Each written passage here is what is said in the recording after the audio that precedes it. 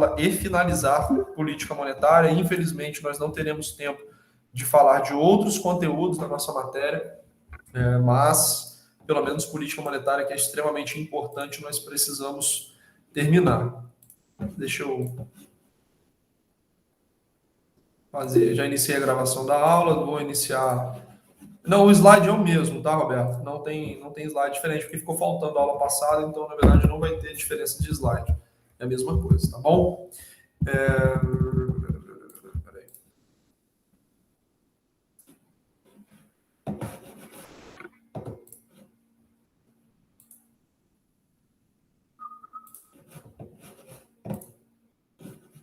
Então, vamos voltar aqui para a política monetária. Todo mundo está vendo aí o slide, né? Para mim está normal aqui, todos acompanhando certinho. Se não tiverem, avisa aí. Certo. Show de bola. Pessoal, na aula passada, então, falando de política monetária, só para a gente lembrar do conceito de política monetária, antes da gente fazer aquela retomada, né? Falando sobre moeda, aquele fenômeno da multiplicação bancária. Nós conceituamos política monetária como um conjunto de medidas tomadas pelo governo que afetam o nível de moeda, taxa de juros e crédito disponível na economia, tá? Então esse foi o nosso conceito e a partir daí a gente nem chegou a avançar os slides. Eu tirei aqui, eu suprimi alguns slides mais burocráticos falando de papel do Banco Central, que eu tinha deixado, até esqueci de tirar do slide de vocês anterior, tá? Esse slide não vai ser usado, essas atribuições não vou cobrar, eu quero que vocês entendam a dinâmica, né, do mercado monetário para a gente poder finalizar esse conteúdo. Então, eu suprimi alguns slides que estavam na aula passada, não faz diferença, quem está com esses slides na mão só não vai ser usado, tá? Então, depois da conceituação, a gente vai pular para cá. Mas antes disso, conceituamos, política monetária é o conjunto de medidas tomadas pelo governo que vão afetar nível de moeda, taxa de juros e crédito, tá? E essas medidas, como nós falamos na aula passada, elas têm um operador dentro dos países, que normalmente é o Banco Central. O Banco Central é a instituição estatal que tem a responsabilidade, que tem a função de justamente tomar essas medidas, ou seja, atuar efetivamente para afetar o nível de moeda, taxa de juros e crédito. Mas para que vocês possam entender por que isso é importante, como é que isso faz diferença na nossa vida, vocês precisam entender primeiro o conceito de moeda, crédito, taxa de juros, não necessariamente nessa ordem, tá bom? Então, na aula passada, eu expliquei para vocês o conceito de moeda. Comecei fazendo aquela explicação histórica, né, falando do escambo, dizendo que quando as sociedades eram muito rudimentares e as trocas começaram a ser feitas entre as pessoas, nós tínhamos uma troca direta de mercadoria por mercadoria. Então, eu tinha uma mercadoria A, queria mercadoria B. Quem tinha mercadoria B, queria mercadoria A. A gente trocava, tá? Essa prática era chamada de escambo. O escambo foi uma maneira muito antiga que nós encontramos, então, de fazer negócios, né? Então, o escambo era uma maneira que o ser humano, há muitos milênios atrás, alguns milênios atrás, utilizava para realizar troca. Então, nós tínhamos a figura do escambo como meio de troca. Só que isso era muito ineficiente, né, do ponto de vista prático. Porque imagina que eu queria uma coisa e a pessoa que tinha mercadoria que eu desejava não queria o que eu tinha, e eu tinha que achar alguém que tinha o que aquela pessoa queria, e isso dificultava muito os negócios, né? Então, nós chegamos ao redor de diversas sociedades, foram desenvolvidas coisas que eram efetivamente um meio de troca, tá? Esse meio de troca era uma mercadoria comum ou um bem comum que servia para intermediar transações diferentes. Então, vamos lá. Vamos supor que o meio de troca era carne. Eu poderia até não querer consumir aquela quantidade de carne, mas eu sabia que se eu tivesse carne, eu trocaria aquela carne por outra coisa, tá? Então, a carne virava um meio de troca, uma reserva de valor. Ou seja, quem tinha carne poderia usar essa carne para trocar por outras pessoas, e uma determinada quantidade de carne era trocada por uma determinada quantidade de diversos bens. Isso é só um exemplo, tá? Então, nós passamos a ter depois da figura do escambo, nós passamos a ter determinadas mercadorias, determinados bens como meios de troca e reserva de valor.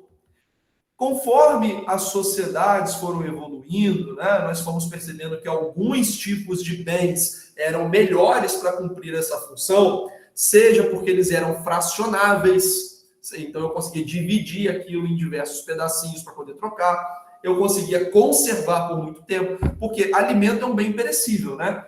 A maioria dos alimentos são perecíveis, poucos alimentos não perecem, não estragam.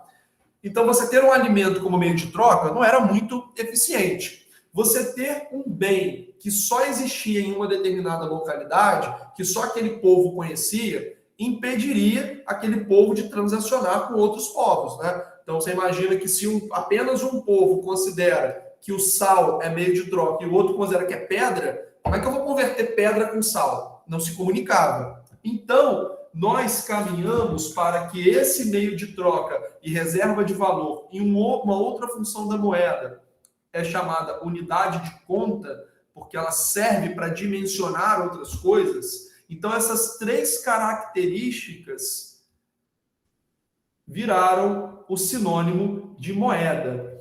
E a moeda, no primeiro momento, ela era metálica. E eu expliquei para vocês, nesse desenrolar, que apesar do ouro, prata, bronze, eles serem facilmente fracionados, mas eles eram pesados, eles eram difíceis, a partir de uma determinada quantidade era difícil carregar, era perigoso você andar com aquela quantidade de bens, e aí você começou a depositar isso em algumas casas que ofereciam a proteção, a guarda daquela moeda metálica, e essas casas davam um recibo para as pessoas.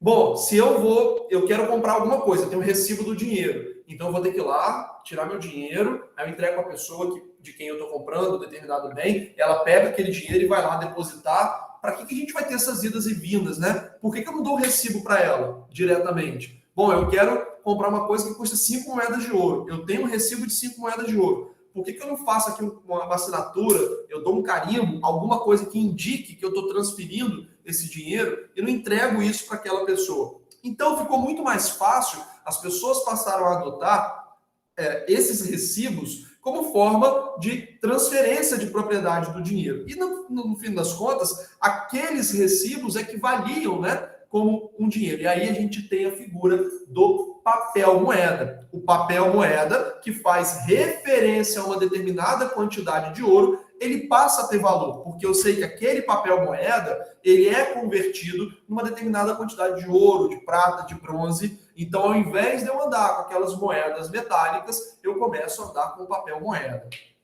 E, posteriormente, com a criação dos Estados Nacionais, com a criação de fronteiras mais bem delimitadas, cada Estado nacional passou a ter o seu papel moeda. Tá? Então, contando essa história, dessa vez ainda mais rápido, nós passamos dessa moeda metálica para a figura do papel moeda, e esse papel moeda, ele era o dinheiro que tinha, era o dinheiro que tinha um curso forçado, né? Então, dentro daquela delimitação, nós tínhamos que aquele papel moeda emitido por aquela monarquia, ou validado pela monarquia, pelo senhor feudal, pelo conjunto de principados, que eram as formas mais comuns de organização territorial há algumas centenas de anos atrás, nós tínhamos então que aquele papel moeda, ele pertencia a alguma circunscrição territorial, tá? E aí nós tivemos então o papel moeda como nós conhecemos, né? Que é o dinheiro emitido por alguma autoridade, tá? Então esse papel moeda, ele passa a ser vinculado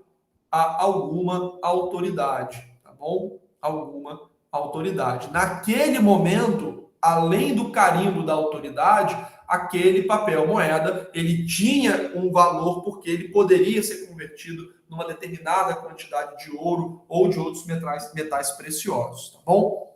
E aí, pessoal, a gente deu uma pausa nessa história aqui da moeda, todos vocês agora já entenderam, né, que a moeda, o dinheiro, ele é um meio de troca, porque ele serve como um bem comum para intermediar trocas de outros bens, certo? Então, quando eu vou na padaria hoje, eu não chego lá e presto uma consultoria de investimentos para o padeiro. Eu chego lá com um dinheiro e ele me vende o pão, ok? Então, a moeda é que é o intermediário é o meio de troca, tá bom? Essa moeda, ela é uma reserva de valor. O dinheiro é uma reserva de valor. Eu sei que determinados reais, eles valem alguma coisa, porque, mesmo sendo um papel, certo? Aquilo lá, ele tem valor porque outras pessoas aceitam em troca de outros bens. E eu consigo fazer referência dos bens sobre reais, por exemplo.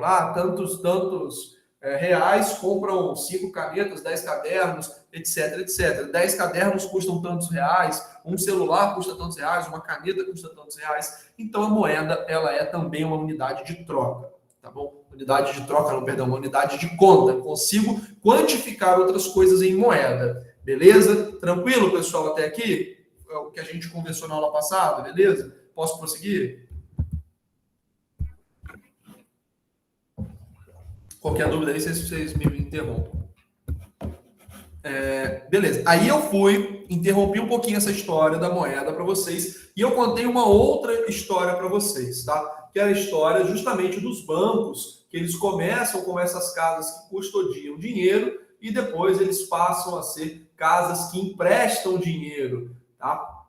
E eu falei para vocês que a possibilidade desses bancos emprestarem dinheiro causa uma multiplicação da moeda no sistema.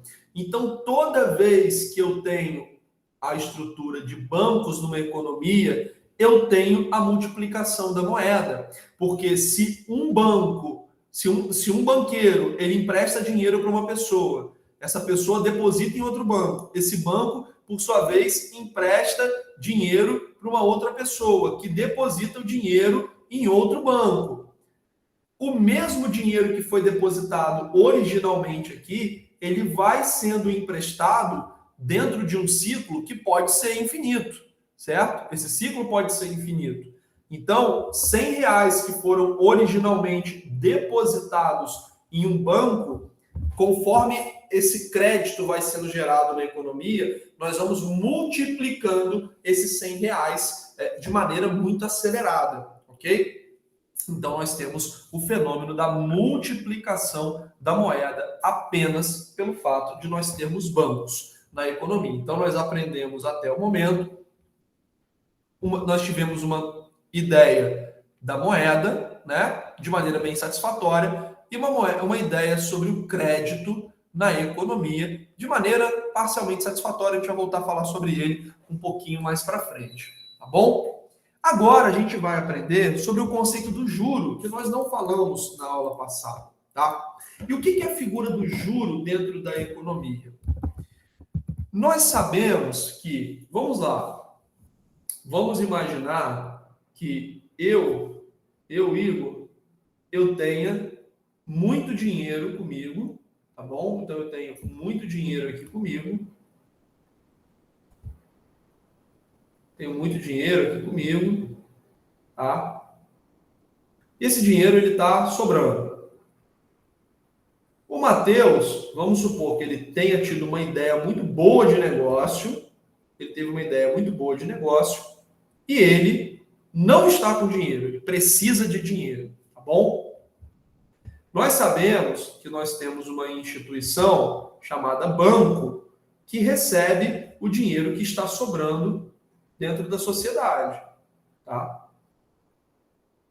O dinheiro que está sobrando dentro de uma sociedade, tá bom? Então, o banco, ele recebe o dinheiro que está sobrando, beleza? Esse dinheiro, ele fica depositado aqui dentro do banco.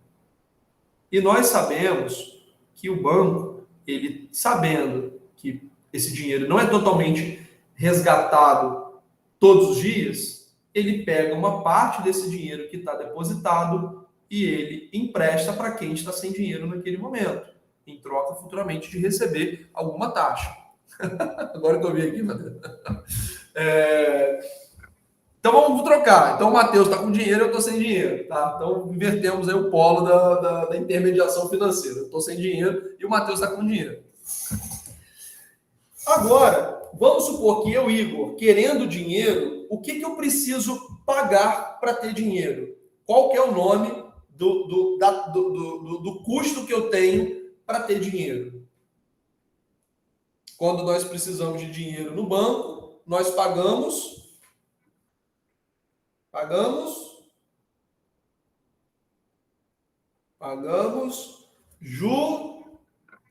ver quem sabe. Juros. Juros, muito bem. Então, quando nós precisamos de dinheiro nos bancos, nós pagamos juros. Então, eu, Igor, que estava sem dinheiro, agora eu tenho dinheiro. Eu, Igor, agora tenho dinheiro, ok. Mas para eu ter esse dinheiro, eu tenho que devolver para o banco juros. Beleza? E para o Matheus, que está cheio de dinheiro, para ele poder deixar esse dinheiro no banco, o que ele vai exigir em troca? Por que ele vai deixar esse dinheiro no banco só porque está sobrando? Para deixar em casa, às vezes, né? Já que moeda é mais fácil de deixar em casa. Para o Matheus deixar esse dinheiro no banco, ele vai exigir rendimentos. E esses rendimentos são pagos em taxas de juros. Então, aquele que tem dinheiro... Bem mais baratos. Hã? Porém mais baratos. Sem dúvida, porque o banco ele ganha justamente nesse diferencial do que ele está pagando para captar e do que ele está cobrando para emprestar. Mas numa ponta e em outra, o que nós temos são taxas de juros. Ok? Então, tanto quem tem dinheiro sobrando quanto quem tem dinheiro faltando tem essa taxa de juros como um balizador desse negócio. Perfeito? Todo mundo na mesma página? Vamos supor que eu, Igor, olhe lá na tabela de taxa do banco e ele diz para mim que ele está cobrando 11,99% ao mês de taxa de juros. O Matheus, ele olha lá no banco, ele está vendo... Aliás, não vou nem falar do Matheus agora, não. Vamos supor que eu, Igor, olhe lá a taxa de juros do banco e essa taxa esteja 11,99. E há 3 meses atrás, quando eu pensei em tomar um dinheiro, essa taxa estava em 8,99. Vocês acham que a minha propensão a tomar dinheiro emprestado, ela vai ser maior ou menor? Hoje, depois que essa taxa subiu, ela vai ser maior ou menor? Vou querer mais ou vou querer menos pegar dinheiro emprestado? Vai ser menor. Menor. É menos, tá? De modo semelhante, nós podemos dizer que se eu olho o preço de um produto e ele está R$1.000, e aí eu olho depois de algum tempo, ele está R$3.000, eu vou querer mais ou menos consumir esse produto? Eu vou poder consumir mais ou menos?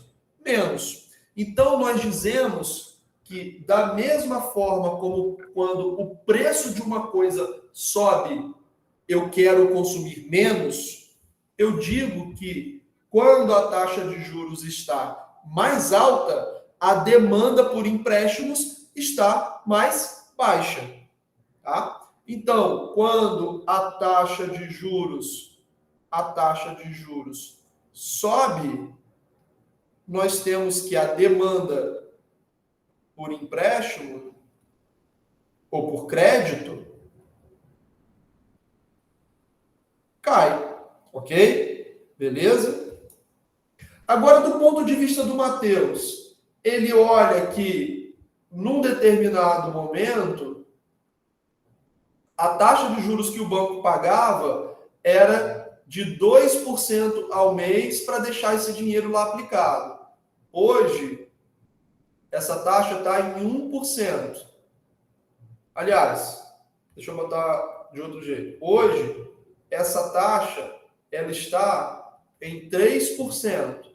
Ele vai querer aplicar mais ou menos? Ele vai querer aplicar mais, porque ele está recebendo essa taxa de juros. Então, nós dizemos que quando a taxa de juros sobe, a oferta de aplicação, ou seja, a oferta de aplicadores, pessoas que querem deixar dinheiro parado, também sobe. Então, nós podemos colocar isso aqui sob a ótica da demanda e sob a ótica da oferta. Se quando a taxa de juros sobe, quem tem dinheiro quer aplicar mais dinheiro, quer ofertar mais dinheiro para o banco, nós podemos fazer um paralelo com a força da oferta que nós temos da economia, né? Porque quando o preço sobe, o empresário ou o produtor, não vou nem falar empresário, o produtor quer vender mais, ele quer colocar mais dinheiro para ganhar mais, beleza? Do ponto de vista do consumidor, quando o preço de uma coisa sobe, ele quer consumir menos. Se a taxa de juros, quando ela sobe, eu quero pegar menos empréstimo, é semelhante à lei da demanda que nós observamos.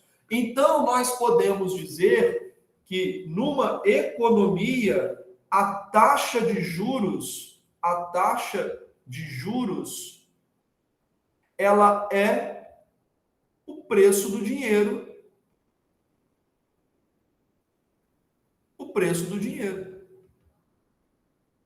Ok? Numa economia, a taxa de juros, ela vai refletir o preço do dinheiro. Então, se eu estou do lado da oferta de quem está colocando dinheiro à disposição, eu quero uma taxa mais elevada, porque com a taxa mais elevada eu ganho mais, então eu estou disposto a deixar esse dinheiro aplicado. Quando eu estou do lado da demanda, quando essa taxa está baixa, eu tenho interesse em pegar menos empréstimo, porque eu estou pagando mais caro. Quando essa taxa está baixa, eu tenho interesse em pegar mais empréstimo, porque essa taxa está barata. Quando essa taxa está alta, eu tenho interesse em pegar menos empréstimo, porque a taxa está elevada. Ok? Então, a taxa de juros, ela significa o preço do dinheiro e a disposição de colocar dinheiro aplicado ou de tomar crédito numa economia, ela vai ser totalmente afetado por esse nível de taxa de juros. Quando a taxa de juros está elevada, mais dinheiro é colocado dentro dos bancos, né, para você receber esses rendimentos. Quando a taxa de juros está baixa, menos dinheiro é colocado dentro dos bancos, ok? Para poder nós termos menos dinheiro, tá certo? Eu já estava pensando, menos dinheiro é colocado no banco, porque os aplicadores estão tendo menos retorno. Pessoal, só um instantinho, rapidinho.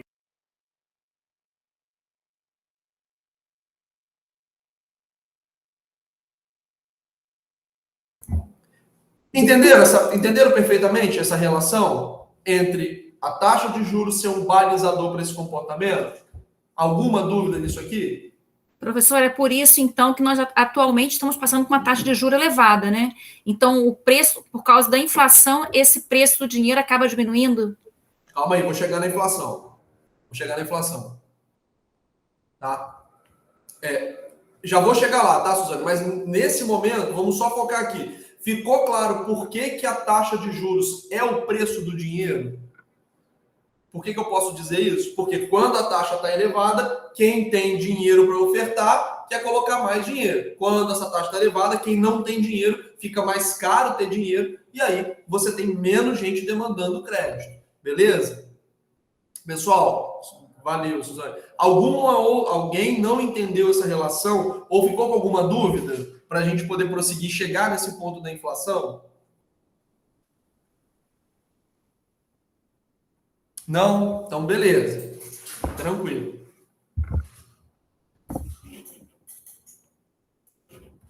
Opa. Então, para a gente poder fazer esse link que a Suzane começou a comentar sobre inflação, olha só. Para a gente poder fazer esse link que a Suzane começou a colocar com a inflação, nós temos o seguinte. Vamos imaginar um cenário em que a taxa de juros, eu tenho a taxa de juros e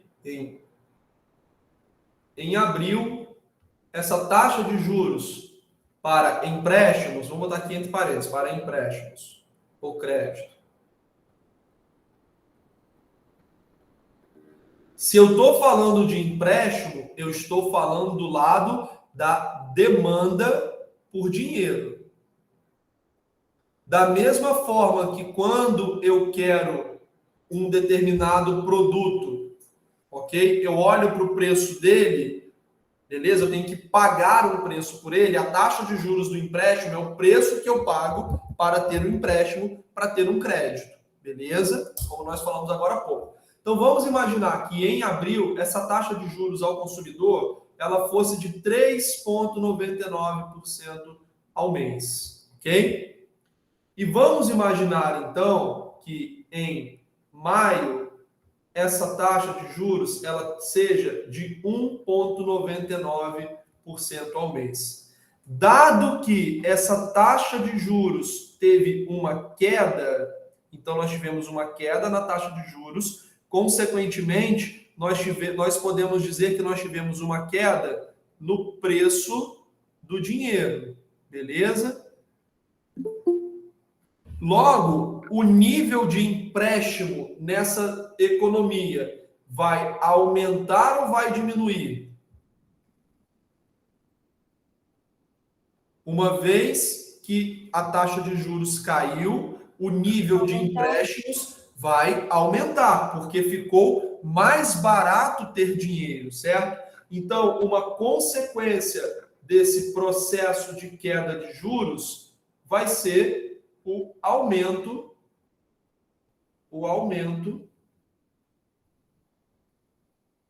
do crédito, ok?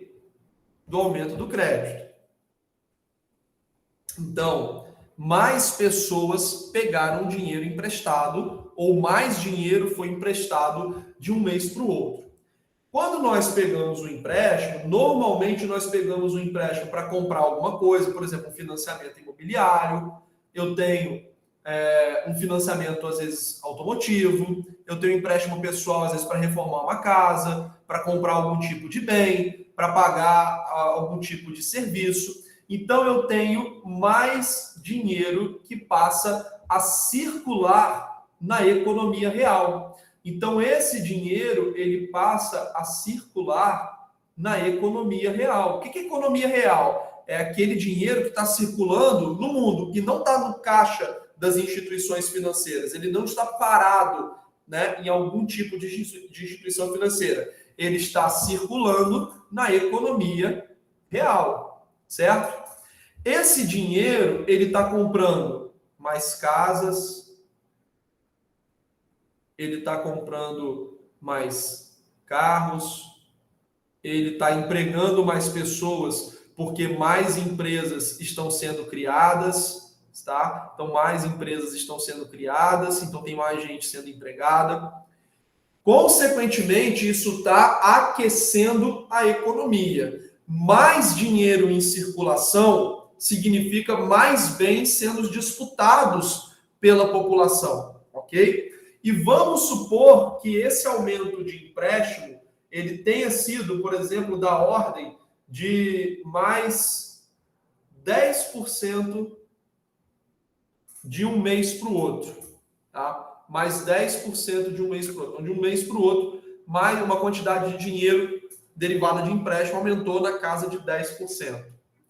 Se por acaso, agora vamos imaginar que a economia, a produtividade, ela tenha se expandido num patamar inferior a esse aumento do crédito, o que vai acontecer com o preço das coisas na economia real?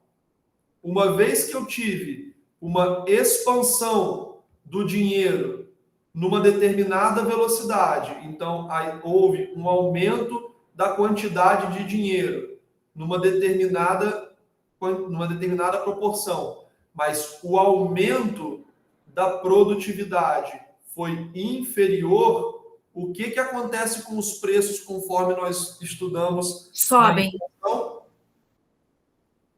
Sobem. Os preços sobem, certo? Então, toda vez que eu tenho um aumento da circulação de dinheiro, mas eu tenho uma produtividade que cresce menos, eu tenho um aumento de preço. E nós estudamos que a alavanca do crédito, ou seja, quando os bancos começam a emprestar, eles têm um efeito de alavancagem. Quando os bancos começam a emprestar, eles realizam um fenômeno que nós chamamos de multiplicação bancária, que em última instância significa a multiplicação da moeda. Então, toda vez que esse mercado, por exemplo, de dinheiro em circulação, ele está muito aquecido, nós temos um aumento cada vez maior do nível de preço. Uma das maneiras, a maneira pela qual nós temos, por exemplo, o crescimento desenfreado da inflação é justamente esse aumento de dinheiro em circulação, tá? Então, o dinheiro em circulação, quando ele está tendo muito dinheiro em circulação e esse dinheiro ele está crescendo num compasso maior do que a produtividade da economia, nós temos um aumento de preço. E quando nós temos um aumento de preço, isso nada mais é do que inflação. Se esse movimento ele continua, nós temos esse aumento de preço sendo abastecido por mais dinheiro que está entrando na economia via empréstimos. Beleza? Pode falar, Suzana. Professor, foi por isso que naquela época que o Temer liberou o FGTS para que houvesse um maior consumo, no caso, aumentasse o consumo e tentasse com isso colocar o dinheiro em circulação? Sim. Não foi nesse momento originariamente uma via de empréstimo, tá? Mas ele liberou um dinheiro que foi para a economia. Exato, não foi um empréstimo, mas foi uma maneira de colocar o dinheiro em circulação. Justamente, e esse dinheiro, a partir do momento que ele entra no sistema, ele começa a ser depositado. Uma vez que ele é mais depositado, ele é mais emprestado, e isso vai ativando, né, um aquecimento na economia, no caso, né? Exatamente. O problema é que esse aquecimento, quando ele começa a gerar um descompasso muito grande, ele começa a ter como efeito colateral o aumento de preços, que nada mais é que a inflação. E nós sabemos que esse fenômeno aqui no longo prazo, ele é extremamente danoso à economia, por conta daqueles efeitos que nós estudamos no tópico de inflação, tá? Então, se esse processo de mais dinheiro na economia, ele começa a acontecer e ele não para, e esse dinheiro só vai circulando cada vez mais, nós temos como resultado a inflação. E nós sabemos que a inflação, ela é danosa para a economia, ok? Ela é danosa para a economia. Se eu digo, então, que esse efeito aqui de aumento do crédito por uma redução das taxas de juros pode ser danoso para a economia e isso causa inflação, qual seria, então, uma maneira que, olhando para esse esquema, nós teríamos a reversão desse efeito que nós estamos observando aqui? Olhando para esse esquema gráfico que eu montei para vocês, como nós poderíamos reverter essa consequência que está acontecendo? Como que eu poderia retroceder esse fenômeno?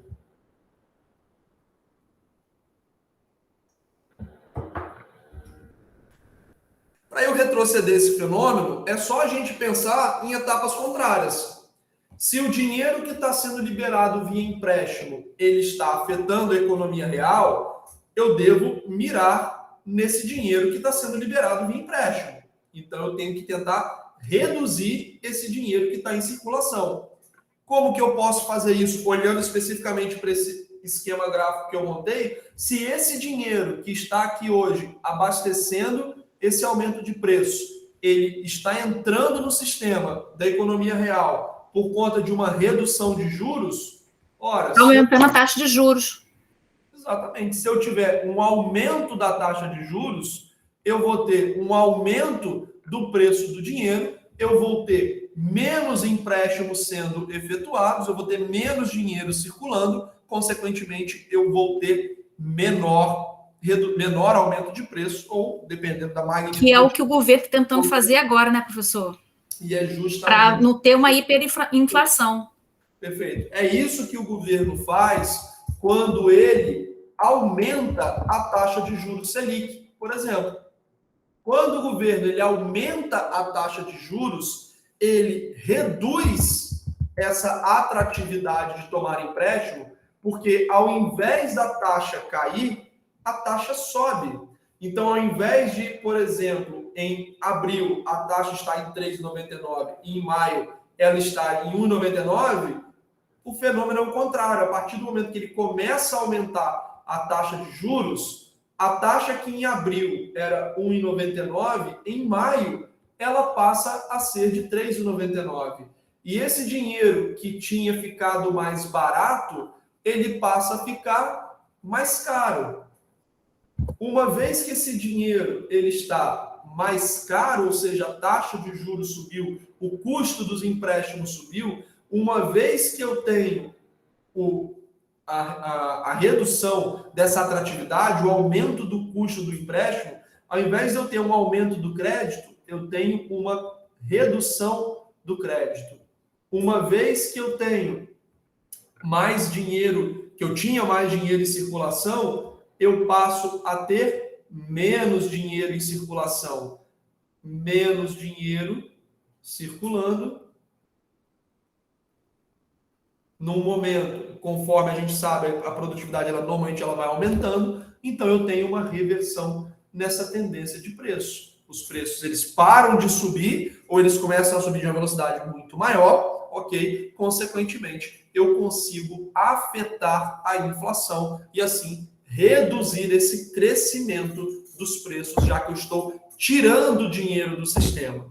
E agora que eu introduzi essa ideia de aumento da taxa de juros, vamos olhar e fazer aqui um parêntese para quem está ofertando dinheiro, ou seja, os aplicadores. Quando a taxa de juros ela está elevada, eu vou querer colocar mais dinheiro no banco ou menos? Eu vou querer colocar mais dinheiro no banco. Então eu aumento a oferta por aplicações. Porque você imagina que você tem, por exemplo, uma empresa que tenha uma lucratividade. Vamos imaginar que eu tenho aqui uma ideia de negócio cuja lucratividade seja na casa de 15% ao ano, tá? Então eu tenho uma ideia de negócio que eu posso ganhar 15% ao ano em cima do dinheiro que eu usar para construir essa empresa, estruturar essa empresa. Quando eu vou construir uma empresa, eu tenho funcionário, burocracia, contabilidade, matéria-prima que eu tenho que manipular, fornecedor, cliente, eu tenho um monte de coisa. Quando eu monto uma empresa, pode ser que não dê certo. Né? Eu tenho um monte de risco, eu tenho um risco relevante quando eu monto uma empresa. Pode não dar certo. Muitas empresas não dão certo. Imagina que eu olho para o banco e o banco está me oferecendo uma rentabilidade de 12% ao ano com baixo risco. Eu coloco esse dinheiro lá e ganho 12% ao ano. Eu olho para 15 com risco e eu olho para 12 sem risco. Claro que eu vou querer. Claro não, mas é muito provável que eu vá querer 12% sem risco. O dinheiro que eu ia usar para montar a empresa, eu não vou usar mais, eu vou deixar no banco, tá? Então esse dinheiro, ao invés de ser utilizado na economia real, ele fica dentro do banco. O emprego que seria gerado pela empresa não vai ser gerado, não vai ter salário entrando na economia. A matéria-prima que seria comprada não vai ser mais. Tá? Então eu tenho um esfriamento também da economia, não só pelo crédito que deixou de ser consumido, aliás, eu tenho um esfriamento da economia não só pelo dinheiro do crédito que não vem. Existe também o dinheiro dos poupadores, dos superavitários, que não vão gastar mais esse dinheiro. Uma coisa é você olhar para a economia com uma taxa de 12%, e sua empresa teórica que daria 15%, é melhor você ter 12%. Se essa taxa fosse 1, 2, putz, então é melhor montar uma empresa, porque 1% é muito pouco, 2% é muito pouco. Então, toda vez que essa taxa sobe, ela não só tira a atratividade do crédito, mas ela aumenta a atratividade de deixar esse dinheiro parado. Por isso que quando uma taxa de juros ela aumenta, ela resfria essa circulação da moeda, não só pela via do empréstimo, mas também pela via do dinheiro que fica entesourado, guardado dentro do banco. Tá? Então, quando eu tenho um aumento na taxa de juros, eu tenho normalmente como efeito uma redução dos empréstimos e eu tenho um aumento do dinheiro guardado nos bancos. Tá? Quando eu tenho uma redução da taxa de juros, eu tenho um aumento dos empréstimos ou do crédito e eu tenho uma redução do dinheiro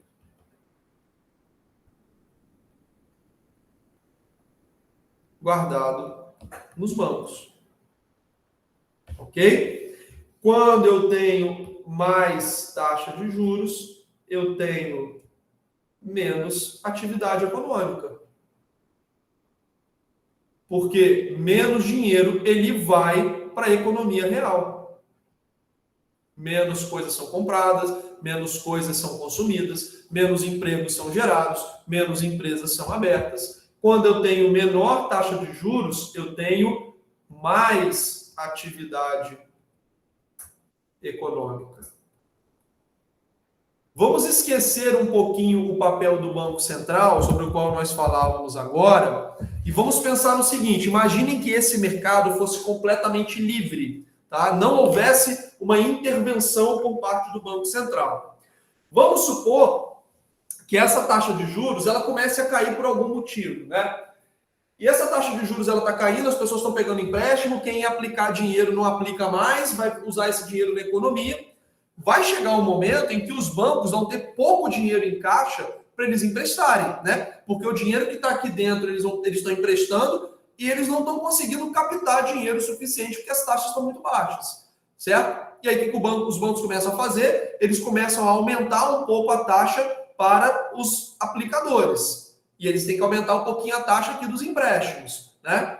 Mas aí o empréstimo cai e o poupador...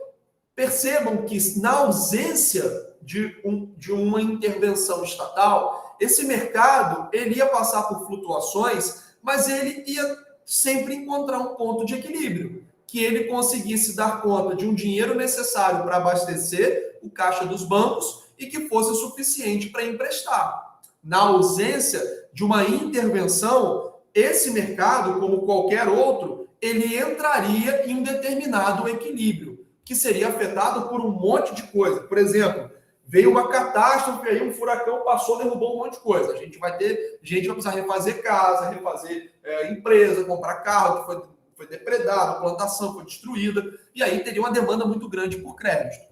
Para ele ter dinheiro suficiente para emprestar, ele teria que ofertar uma taxa atrativa para quem tem dinheiro guardado colocar dinheiro no banco. E aí chegaria a uma taxa de equilíbrio que faria os poupadores acharem interessante aplicar um nível de dinheiro que seria suficiente para ser emprestado, né? Então, no caso de uma calamidade, provavelmente você precisaria de muito dinheiro para poder corrigir essas coisas, uma coisa necessária, os consumidores precisam fazer aqueles reparos, provavelmente eles aceitariam pagar uma taxa de juros mais elevada, até porque o banco vai ter que captar muito dinheiro. E aí ele traria dinheiro para dentro do caixa dele para emprestar numa taxa muito alta, ok? Então vamos pensar nisso. Uma catástrofe, e aí as pessoas têm necessidade de usar o dinheiro para reformar suas casas, certo? Vai ser bastante dinheiro, e para trazer esse dinheiro para dentro do caixa do banco para ser emprestado, os bancos têm que oferecer uma taxa mais alta, mais atrativa. Então, no caso de uma calamidade, a gente provavelmente observaria as taxas de juros subindo, ok? Então, no caso hipotético de uma calamidade, Sabrina, já vou te passar a palavra. Só vou terminar esse exemplo aqui, tá? E eu te chamo aqui para você fazer a pergunta. Então, no caso de uma calamidade, as taxas de juros subiriam. Isso serviria para equilibrar o mercado, como nós aprendemos. O mercado ele chega no equilíbrio. Mas pode ser que esse equilíbrio ele não seja eficiente. Por exemplo, não seja eficiente, não vou falar eficiente, mas pode ser que ele não seja interessante do ponto de vista social. Pode ser que muita gente consiga reformar sua casa, mas nesse nível de taxa de juros vai ter um calo de gente que vai estar morando debaixo de destroços porque não vai ter dinheiro para reformar a sua residência. Tá? E aí, o governo ele não vai assistir isso tudo de mãos atadas. É do interesse do governo que as pessoas tenham dinheiro para poder ajeitar suas casas. Então, o governo provavelmente ele faria uma intervenção para reduzir artificialmente essa taxa de juros, utilizando algum mecanismo que nós vamos aprender, mas o fato de que as taxas de juros em um mercado elas não oscilam livremente é porque eu estaria falando de diversas situações socialmente indesejáveis que poderiam acontecer e o governo ele não ficaria inerte, porque isso geraria uma pressão de insatisfação da população, isso poderia gerar perda de popularidade de um governo. Às vezes você precisa fazer isso por alguma questão internacional. É por isso que o governo ele faz a manipulação dessas taxas de forma cotidiana e não deixa, de forma geral, o mercado se equilibrar sozinho. Okay? Porque uma série de questões podem acontecer em que seria necessário uma injeção de dinheiro ou uma retirada de dinheiro de dentro daquele ambiente econômico. E aí nós temos o Banco Central como órgão estatal, órgão de governo, que vai fazer essa intervenção e às vezes vai tentar jogar essa taxa para cima, jogar essa taxa para baixo, para que o ambiente econômico ele seja conduzido dentro do que o governo, né, dentro do que o Banco Central, ele entende como adequado para aquele momento que nós estamos passando. Sabrina, fala aí. Professor, o senhor acabou respondendo já a minha pergunta, era a posição do governo mesmo sobre isso que eu ia perguntar. Exatamente.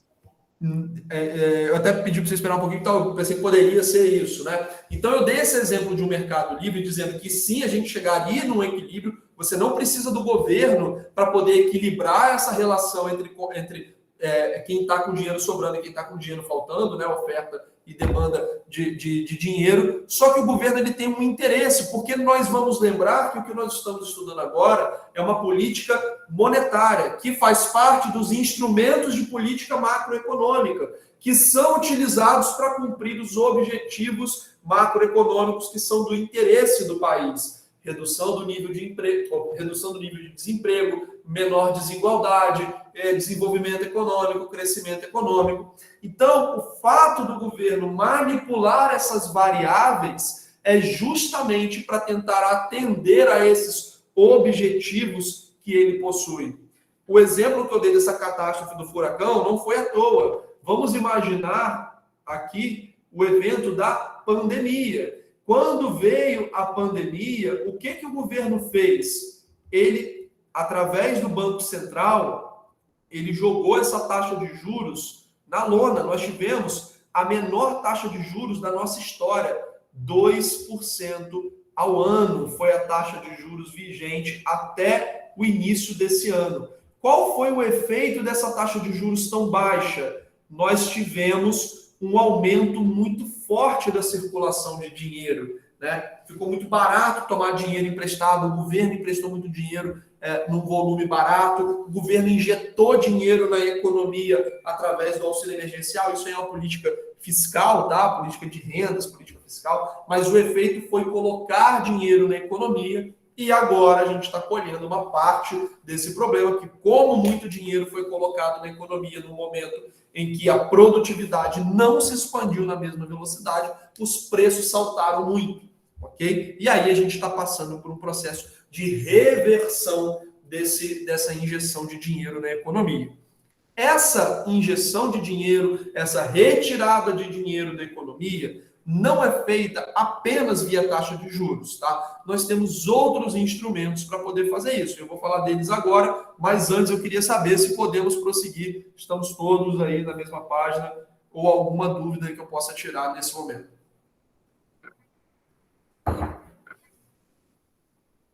Tranquilo? Antônio, Suzane, alguma dúvida dos outros? Não? Beleza. Vamos lá. Para o governo afetar o nível de moeda, de taxa de juros e de crédito, ele não precisa simplesmente imprimir e jogar moeda na economia, ele não precisa simplesmente aumentar ou reduzir taxa de juros, ele não precisa simplesmente colocar algumas diretrizes sobre o crédito. Existem vários instrumentos pelos quais o Banco Central ele pode fazer essa intervenção. Os principais instrumentos que o Banco Central utiliza para isso são a própria emissão de moeda, que hoje não é muito utilizada, tá? Mas o Banco Central, ele pode simplesmente imprimir dinheiro, tá? E aumentar a base monetária de um país, a quantidade de dinheiro em circulação do país, tá? Então, a emissão de moeda, simplesmente, ele pode fazer, mas isso hoje, vou imprimir moeda e jogar de helicóptero. Não é assim que funciona, tá? Essa emissão de moeda, ela utiliza algumas outras nuances para acontecer, tá? Uma outra maneira que o Banco Central influencia na economia é disciplinando os depósitos compulsórios. Vocês lembram que quando falamos dos bancos, nós dissemos que esse processo de empréstimo, crédito, de dinheiro sendo depositado em um banco para o outro, ele vai aumentando a moeda que circula na economia, porque R$100 que foram colocados aqui, eles são emprestados, e aí mais R$100 são emprestados aqui, mais R$100 são emprestados aqui. Se você não tiver um valor mínimo que os bancos devem manter parado no caixa deles, eles podem simplesmente pegar todo o dinheiro que eles captaram e jogar de volta no mercado. Eu sei que fulano que depositou aqui só vem pegar esse dinheiro daqui a 5 anos. Então, eu vou pegar todo o dinheiro que eu captei dele e vou colocar de volta no mercado. Então, Matheus, chega lá, olha, Igor, toma aqui esse dinheiro para você pode deixar depositado no seu banco. Eu só volto daqui a 5 anos e eu quero um rendimento de X% aí por esse período. Matheus, beleza, eu vou emprestar esse dinheiro aqui para a Sabrina, tá? 100% desse dinheiro para a Sabrina. E aí a Sabrina vai, deposita esse dinheiro em outro banco, faz a mesma coisa. E aí você tem um crescimento sem fim. Quantos bancos tiverem, ele pode voltar para o mesmo banco e ser reemprestado, etc, etc. Para a gente reduzir esse fenômeno, foi criado o instituto, foi criada a figura do depósito compulsório. O depósito compulsório nada mais é do que um percentual do dinheiro captado pelos bancos, compulsório, um percentual do dinheiro captado pelos bancos que não será emprestado. Então, se R$100 entram no banco aqui e nós temos um depósito compulsório de 20%, somente 80% podem ser emprestados nessa próxima transação. Se eu tenho um depósito compulsório de 20% aqui, somente R$64 podem ser emprestados nessa próxima transação. Se eu tenho 20% de depósito compulsório, eu já não sei como fazer a conta, menos 20%, R$64 vão ser emprestados nessa próxima transação, certo? Então, o depósito compulsório é uma ferramenta para você diminuir esse efeito de multiplicação da moeda que acontece através dos bancos. Tá? Essa expansão de dinheiro que os bancos fazem pela natureza da sua atividade, ela é reduzida através dos depósitos compulsórios, porque eles estabelecem que um percentual daquele dinheiro que foi captado, ele não poderá ser emprestado. Esse dinheiro deve ficar entesourado dentro do banco, tá? Ele tem que ficar parado dentro do banco. Então, os depósitos compulsórios são uma das ferramentas que o Banco Central ele utiliza para fazer a intervenção na economia, e esse mecanismo ele é extremamente comum. Tá? As operações de redesconto elas são feitas normalmente como liberação de dinheiro para bancos em dificuldades. Tá? Então, às vezes, o banco está tendo muito saque de dinheiro, ele está com dinheiro emprestado que não está entrando na mesma velocidade dos saques, e aí o Banco Central ele pode chegar lá e fazer um empréstimo extraordinário para esse banco, numa taxa mais elevada, né, para poder desencorajar que os bancos façam isso, porque se fossem taxas de mercado, era melhor o banco ficar sem dinheiro e pegar dinheiro emprestado do Banco Central, né? Mas é uma operação que visa injetar dinheiro dentro do sistema bancário quando existe, né, esse problema de liquidez. Mas o método que é mais utilizado nos últimos 30 anos para você poder influenciar a economia é justamente o que nós chamamos de open market ou operações de mercado aberto. Tá? Operações de mercado aberto. Para a gente entender essas operações de mercado aberto, eu preciso explicar antes para vocês o conceito de taxa de juros Selic, tá? Que nós vamos falar agora. Olha só, falamos de instrumentos de política monetária. O que são esses instrumentos de política monetária? São formas ou medidas utilizadas pelo Banco Central. Falhou minha voz aqui, falei igual o Sérgio Moro. Utilizadas pelo Banco Central para influenciar a moeda disponível na economia, tá bom? Então, os instrumentos de política monetária são as formas ou as medidas utilizadas pelo Banco Central para influenciar a moeda disponível na economia, ok? Nós temos como instrumentos a emissão de moeda, os depósitos compulsórios, que eu falei que são mais utilizados, operação de redesconto. Quase não é feita, tá? Operação de redesconto, porque os bancos hoje eles têm uma vigilância muito grande em cima deles, para eles não chegarem nessa situação. E o open market, que são as operações de mercado aberto. Para vocês entenderem as operações de mercado aberto, eu preciso explicar para vocês a taxa de juros Selic, tá? Nós ouvimos muito falar sobre taxa de juros Selic, mas pouca gente sabe exatamente como essa taxa de juros funciona, tá? A taxa de juros Selic, ela é chamada de taxa básica de juros na economia. Por que ela é a taxa básica de juros? Porque ela influencia todas as taxas de juros do país.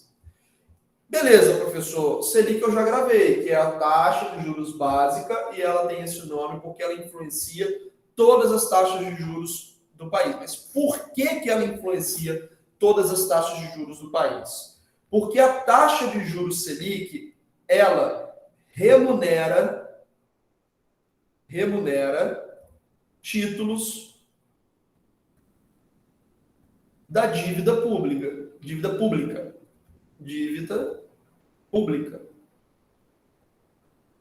O que significa isso? Que quando você compra um título lá do Tesouro Nacional, quando você compra títulos do Tesouro Nacional, você está emprestando dinheiro para o Tesouro, certo? E você recebe do Tesouro uma remuneração, que é uma taxa de juros. Que taxa de juros é essa? É a taxa de juros Selic. Ah, professor, tem outras formas de remunerar. Você já falou, tem, mas agora a gente vai olhar para a Selic, tá? Que é a principal maneira do Tesouro captar dinheiro. Então, essa taxa de juros é a taxa que o governo federal ele paga para pegar dinheiro emprestado no mercado, tá? Então, a taxa de juros Selic é a taxa que o governo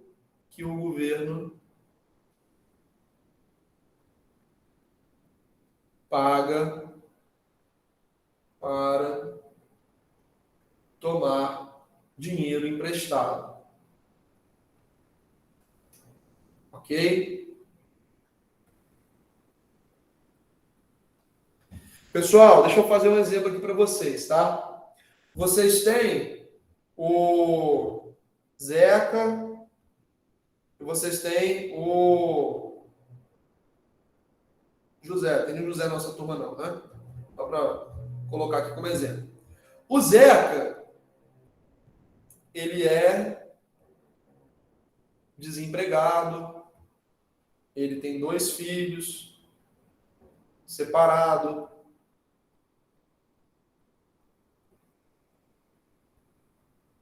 vive de bico, tá?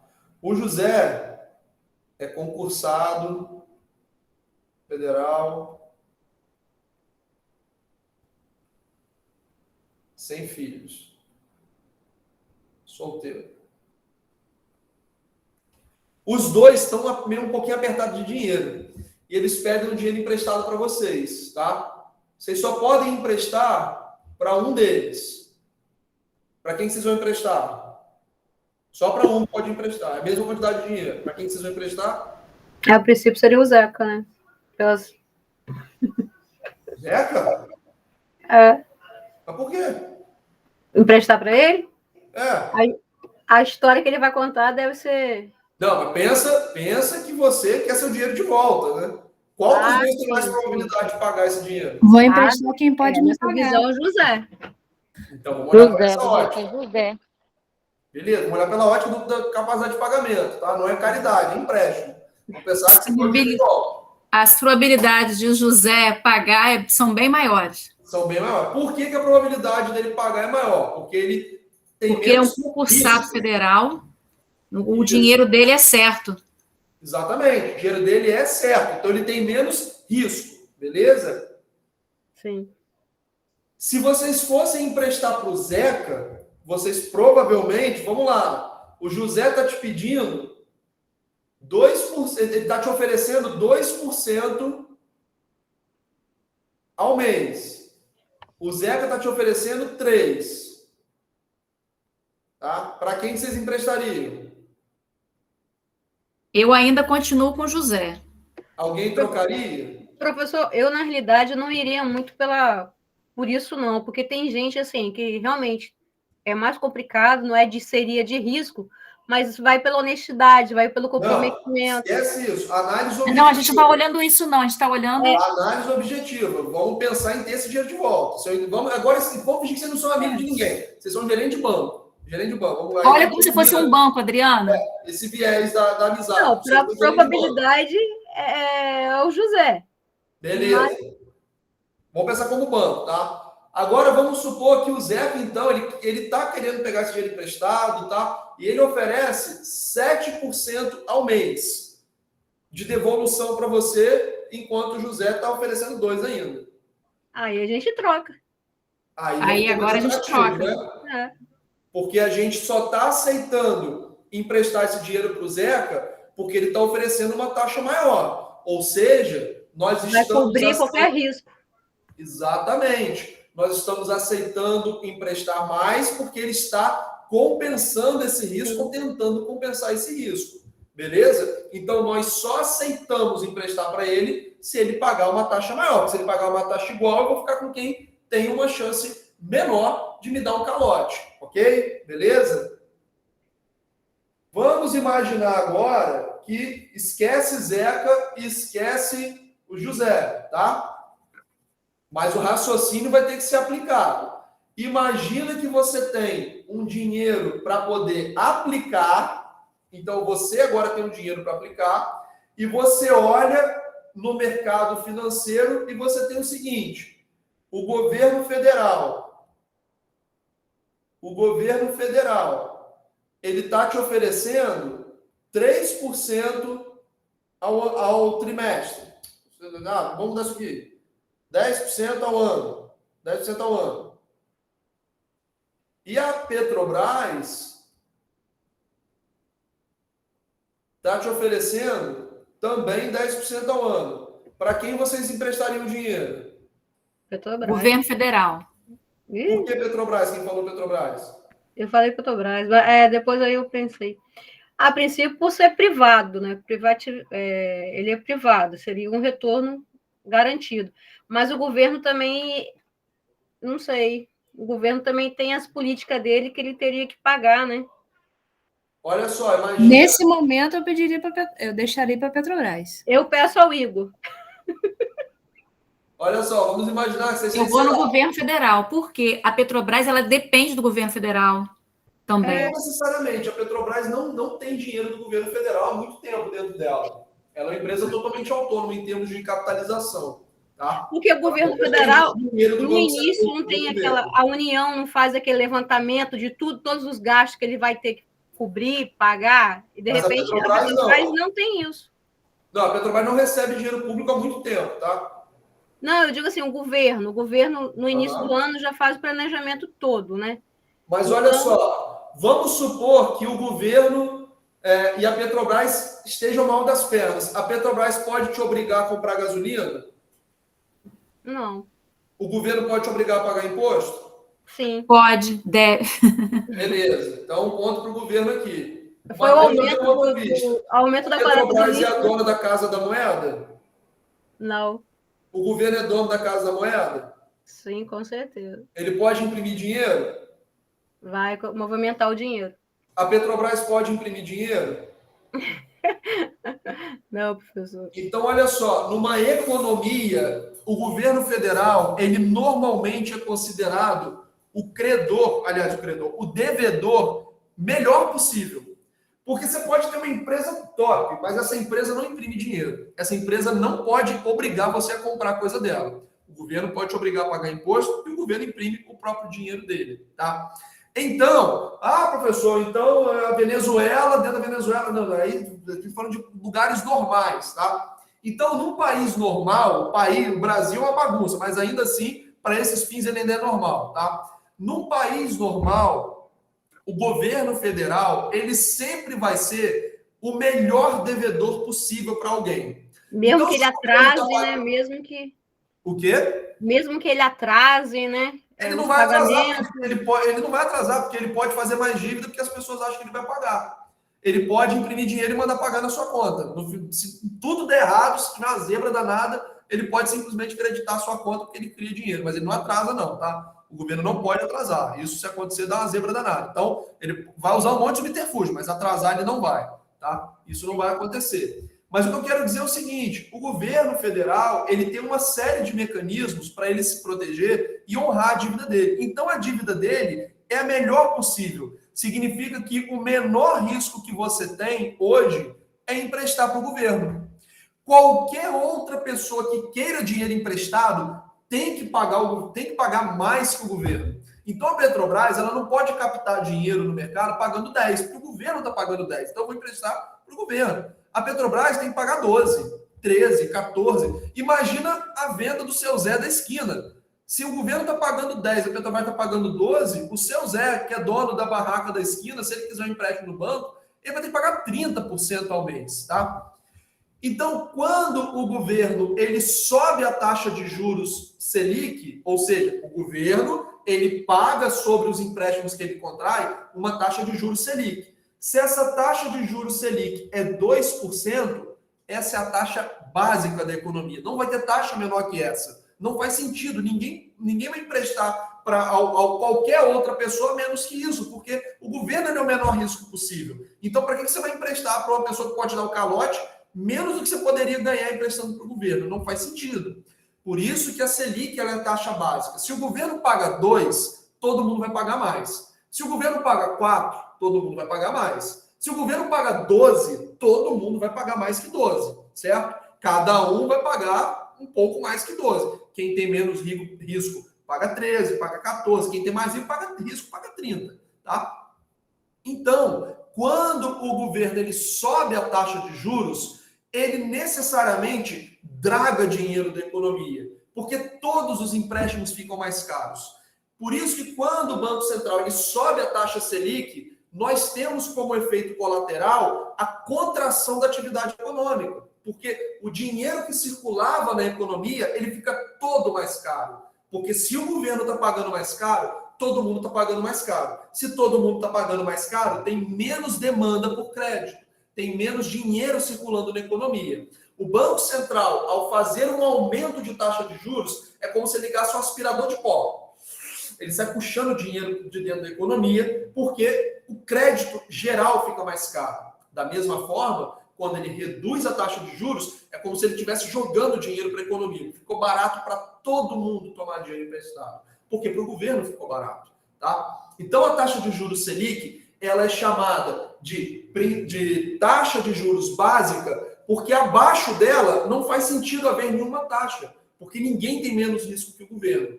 Ela é a taxa básica porque sobre ela constrói-se todo o sistema de empréstimo. Então, todo o sistema de empréstimo ele é criado como um excedente sobre a taxa Selic.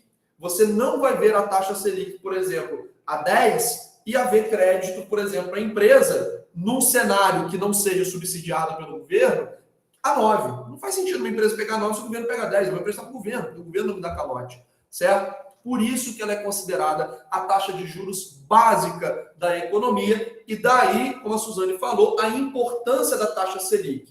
A Roberta pediu para eu repetir e eu, sem problema, repito, eu vou voltar um pouco mais então, porque eu não sei até que ponto, Roberta, que você talvez... beleza, final. vamos lá, talvez tenha sido essa parte do aspirador. Não sei se foi isso que passou muito rápido? Foi? Beleza. Eu disse o seguinte, vocês, antes de eu pegar esse ponto que eu estava falando, eu falei anteriormente que quando o custo de crédito, ou seja, a taxa de juros, ela está muito alta, a gente pega menos empréstimo, porque está caro pegar empréstimo, eu tenho que pagar muito caro, beleza? E aí eu falei o seguinte, quando o governo ele sobe a taxa Selic, o Banco Central sobe a taxa Selic, todo o crédito fica caro, porque todo mundo paga mais que Selic.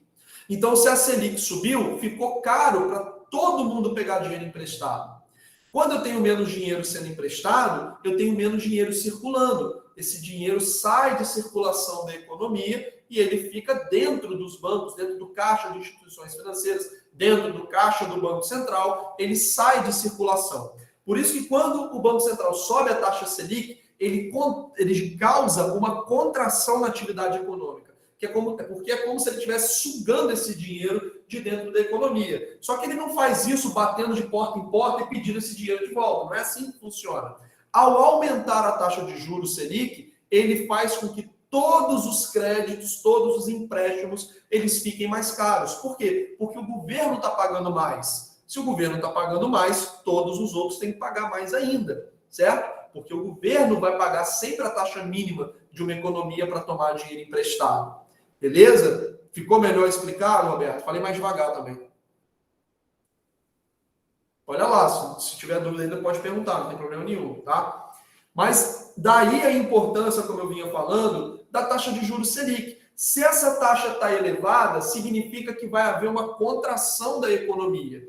Vai ter menos dinheiro circulando, menos bens sendo comprados, menos empregos sendo gerados, menos matéria-prima sendo contratada pelas empresas, comprada pelas empresas. Então, você tem uma produção da economia menor. Quando eu tenho uma taxa de juros mais baixa, nós temos mais atividade econômica, porque mais dinheiro circula, mais dinheiro compra bens e serviços, tá? Mais dinheiro gera emprego. Só que isso tem um efeito colateral, como nós aprendemos na inflação. Ah, professor, por que a taxa de juros não fica baixa? Porque ela não pode ficar artificialmente baixa. Porque se ela tiver artificialmente baixa, nós temos como consequência a inflação, porque tem muito dinheiro circulando e a produtividade não cresce tanto, então os preços sobem.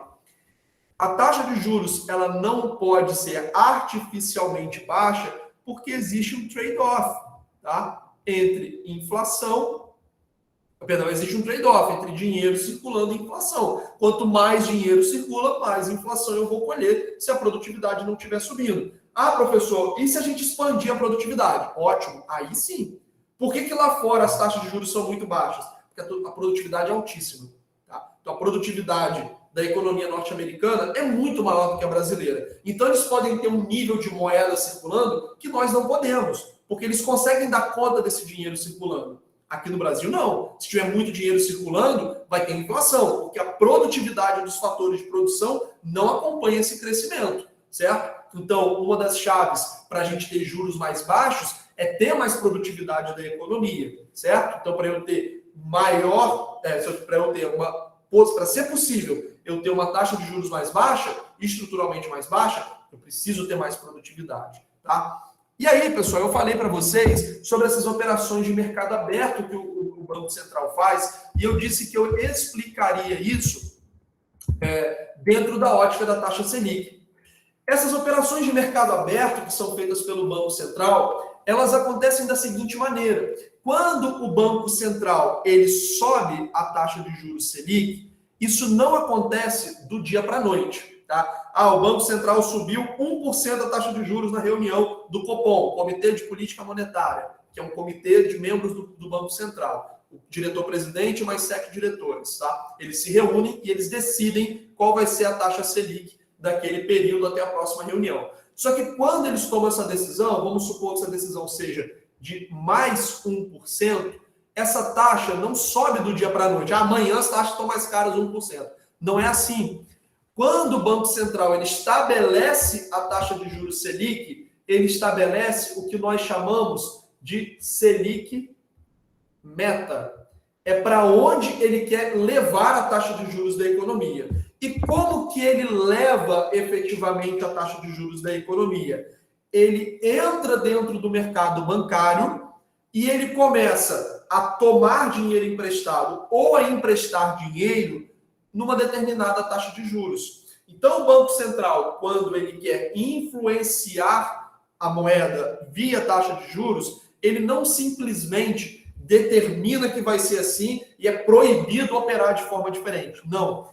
Ele, enquanto banco dos bancos, enquanto grande participante da economia monetária, enquanto grande provedor de liquidez da economia monetária, ele começa a fazer operações ele mesmo para gerar essa taxa de juros mais alta. Então, se ele quer aumentar a taxa de juros, ele começa a fazer operações juntando dinheiro no caixa dele. Tá? Ele tira dinheiro de circulação. Se ele quer reduzir a taxa de juros, ele começa a jogar dinheiro em circulação nas operações que ele executa. Essas operações são chamadas operações de mercado aberto.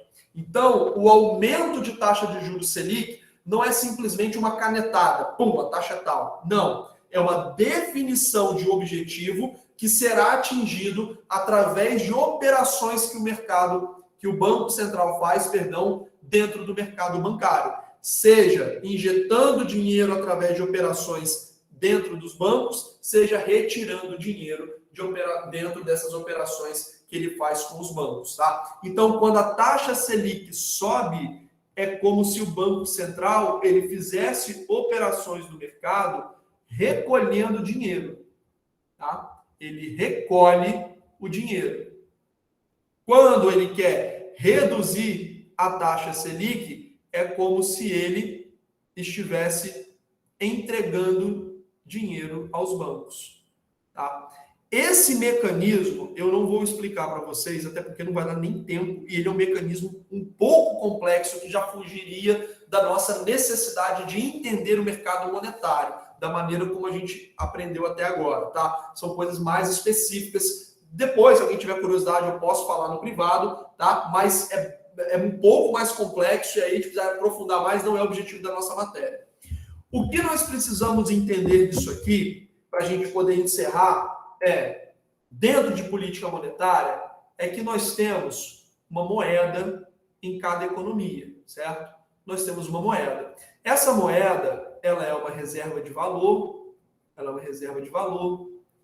é um meio de troca, ela é uma unidade de conta. Essa moeda, unidade de conta.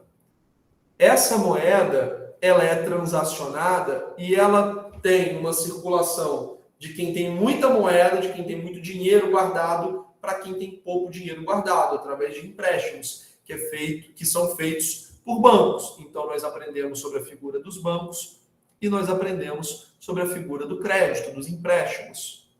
Nós aprendemos que o que equilibra esse mercado de crédito, ou seja, de obtenção e disponibilização de moeda, o que equilibra esse mercado é a taxa de juros, certo? Nós aprendemos também que um excesso de moeda em circulação, ou seja, quando existe um excesso de moeda em circulação, nós temos a inflação, que é uma causa do superaquecimento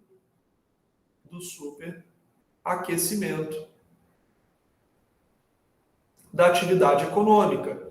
Eu tenho muito dinheiro circulando, tem muito dinheiro disponível e a produtividade ela não acompanha, por isso eu tenho inflação, certo?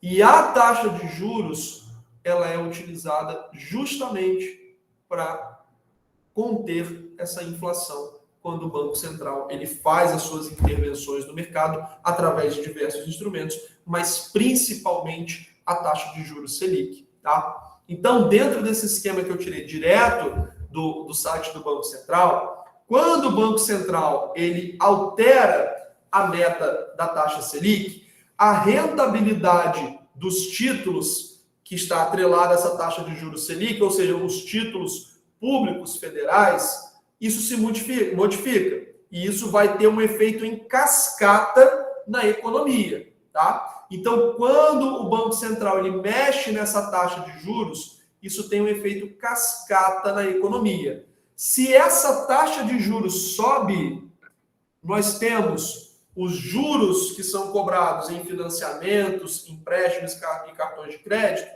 ficando mais altos. Consequentemente, isso desestimula o consumo. Menos dinheiro é tomado emprestado, menos dinheiro circula. Consequentemente, nós temos a queda da inflação.